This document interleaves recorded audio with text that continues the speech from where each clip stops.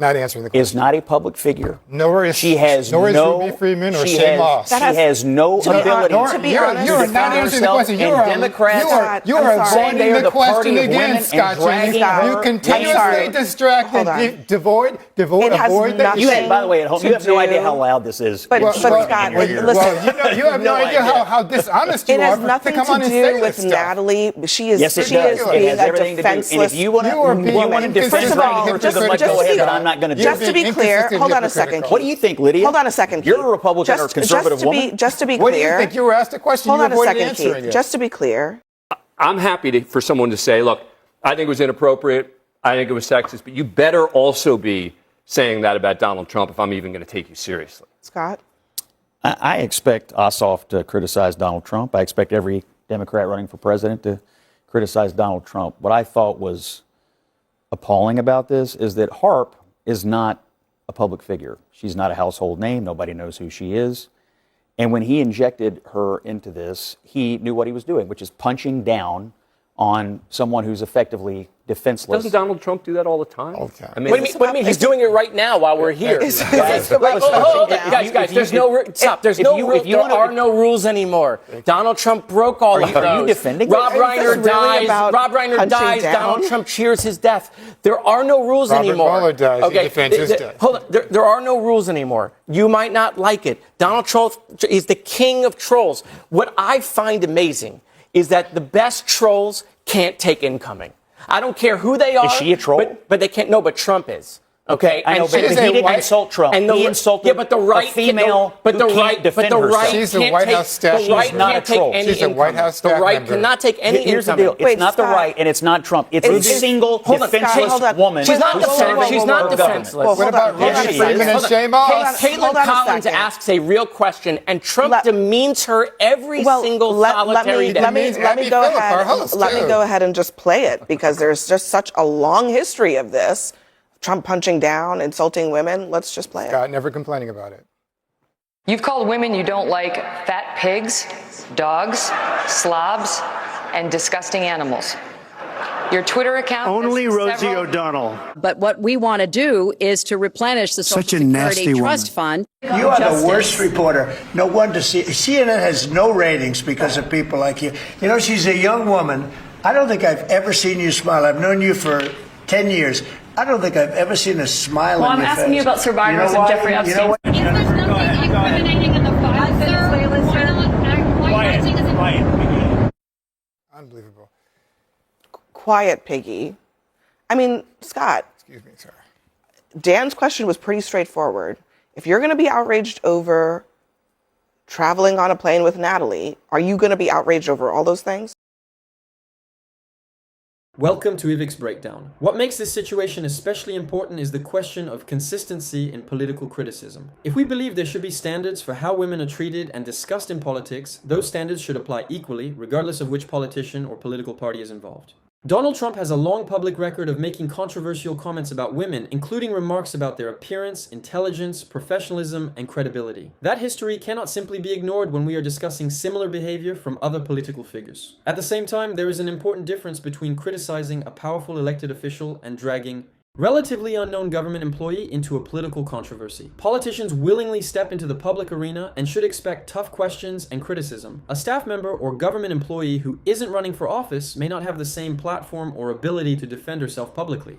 That doesn't mean government employees can never be criticized. It means commentators should ask whether bringing a private individual into the spotlight is actually relevant to the political issue being discussed. And this is where political coverage often loses focus. Ordinary Americans are dealing with rising housing costs, expensive healthcare, wages, inflation, and concerns about government. Spending. These are real issues that directly affect people's everyday lives. Arguments over who a politician travels with might attract attention and generate headlines, but they don't address the larger problems voters are facing. The bigger lesson is that politicians and commentators should be held accountable for their words and actions, but the same standard needs to apply to everyone. If insulting or demeaning women is considered unacceptable, then it should remain unacceptable whether the person making the comment is a Democrat, Republican, president, senator, or political commentator. Real accountability requires consistency. Otherwise, political criticism becomes less about principles and more about defending whichever side you support. women in any way. Number one. Number two. Not answering the question. Did the president demean women, and was that unacceptable? The issue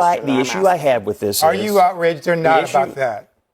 The issue I have with this is not answering the question. Natalie Harp not answering the question. Is not a public figure. Nor is Ruby Freeman or Shane Moss. She has no ability to be honest. You are not answering the question.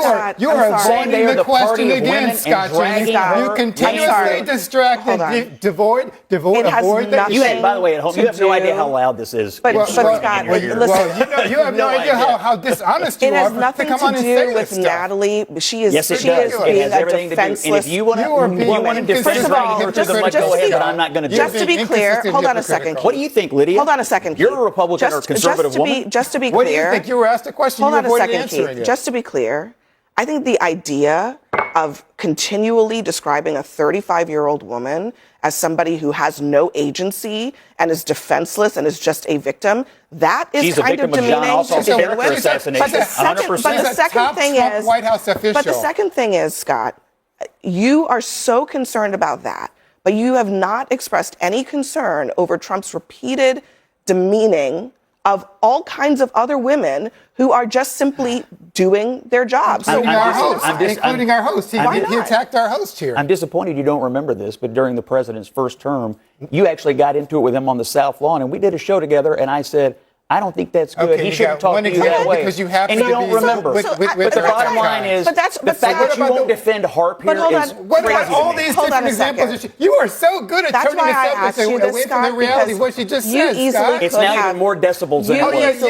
I know you're playing to your audience here, but Scott, you're still personal space. Personal space. Hold on, yeah, Scott. You easily could have said, in this very same way that I denounce what John Ossoff said, I also denounce all the things that Donald Trump has said. You didn't say that tonight, I literally just said, I don't believe in demeaning women. I will say that you are not holding him to the same standard that you hold John Ossoff. You have a lot to say about John Ossoff and very little to say about Donald Trump. Because he drug a defenseless of women. What about government servant through the mud, and he deserves it. The president of the United States does that on a regular basis to women. So she deserves government workers, and Donald Trump attacked them. What did you say about that, Scott? Does she deserve it? What did you say about that, Scott? Okay, nobody is saying that. First of all, that she deserves anything. You seem to be defending. But the only thing that we are saying is that if you're going to be mad at John Ossoff over saying the president likes to travel with her, you should be mad about the president calling a reporter doing her job piggy. Be consistent, Scott. That's a pretty simple thing. Not controversial. It's pretty simple. It's what it takes to be a Democrat. Drag defenseless women through the mud. You're not the victim here, Scott. Drag defenseless women through the mud. You are not the victim here. You are the perpetrator of Donald Trump's fraud on the American people. So all right. I don't know why we have to insist on defend him every time. I don't know why we have to insist on describing Natalie, again, a 35-year-old woman. She's a government employee. As a defenseless she has no microphone. Woman. Nor did Ruby Freeman or Shane Moss. She, like everybody else, is doing their job, doesn't deserve That's to a pretty big microphone. The biggest thing that stands out in this debate is the double standard. Criticizing the behavior of a public official is completely fair, but political criticism loses its credibility when the rules suddenly change depending on who is being discussed. If the argument is that a relatively unknown government employee should not be pulled into the political spotlight, then we also have to ask why that concern seems to be applied selectively. There is a much larger pattern that cannot simply be ignored. Donald Trump has a long history of making public remarks about women's appearance, intelligence, weight, personalities, and professionalism, including women who were simply doing their jobs as journalists or government officials. That history is relevant because accountability should not depend on political convenience. You can argue that John Off's comments were inappropriate while still acknowledging Trump's own record. There is also an important distinction between saying that someone made an inappropriate comment and portraying the person being discussed as completely powerless. Government employees are still individuals who can be criticized, defended, or disagreed with. They shouldn't automatically be turned into political symbols simply because they become part of a controversy. Ultimately, the real question should be whether the criticism is fair and whether the same standards are being applied to everyone. The problem goes beyond one particular comment or one political party. It reflects the growing normalization of personal attacks in American politics. When insults become part of everyday political entertainment, supporters often dismiss them as harmless while treating criticism of their own side as partisan attacks. That's why the standard should be straightforward. Sexist, degrading, or personal attacks should be condemned regardless of who makes them. Whether the person is a Democratic candidate, a Republican president, a senator, or a political commentator, the same rules should apply. Consistent standards would make political debate more honest, meaningful, and far less performative.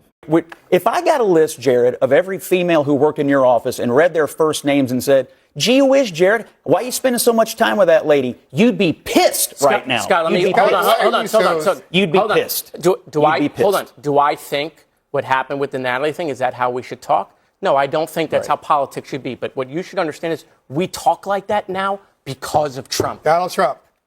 Thank you. Case closed. End of story. Do you disagree with that? Look.